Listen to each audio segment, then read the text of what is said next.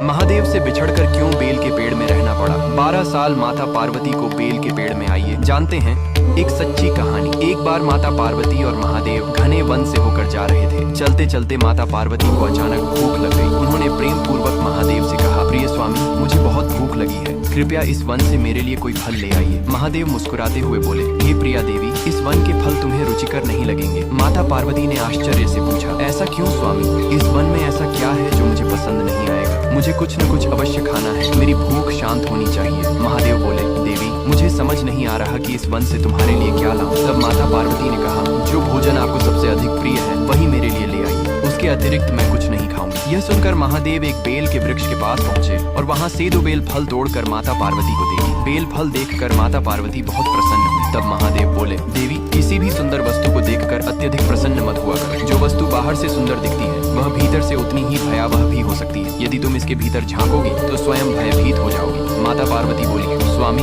मैं सब जानती हूँ, कृपया मुझे यह फल खाने दीजिए। महादेव ने कहा, ठीक है देवी, अब इस विषय में मुझे और मत सता। माता पार्वती ने जैसे ही पहला बेल फल तोड़ा, उसमें से एक भयानक सांप निकल आया। यह देखकर वे भय से बेल को फेंक देती हैं और कहती हैं, हे प्रभु, यह मैं क्या देख रही हूँ? मेरे फल में इतना भयानक सांप क्यों? उन्होंने दूसरा बेल फल तोड़ा, उसमें से भी सांप निकल आया। तब माता पार्वती क्रोधित होकर बोली, प्रिय स्वामी, मैं जानती हूँ आप अत्यंत शक्तिशाली हैं, परंतु भूखे व्यक्ति के साथ इस प्रकार का मजाक करना उचित नहीं है। महादेव शांत स्वर में बोले, हे देवी, यह सब मैंने नहीं किया, यह तुम्हारे प्रिय पुत्र गणेश का किया हुआ है। माता पार्वती ने आश्चर्य से कहा, परंतु गणेश तो मेरे साथ नहीं है, उन्होंने ऐसा कब किया? तब महादेव बोले, देवी, यह बेल का वृक्ष पहले फल नहीं देता था। इसने एक बार तुम्हारे पुत्र गणेश से वरदान मांगा था कि यदि इसमें बेल फल लगे तो यह उनके लिए व्रत करेगा, परंतु इसने अपना व्रत पूरा नहीं किया। इस कारण क्रोधित होकर गणेश ने इसे सांप बना दिया। यह सुनकर माता पार्वती बोली, स्वामी, मैं अपने पुत्र गणेश के लिए व्रत करूंगी ताकि यह वृक्ष अपने शाप से मुक्त हो जाए।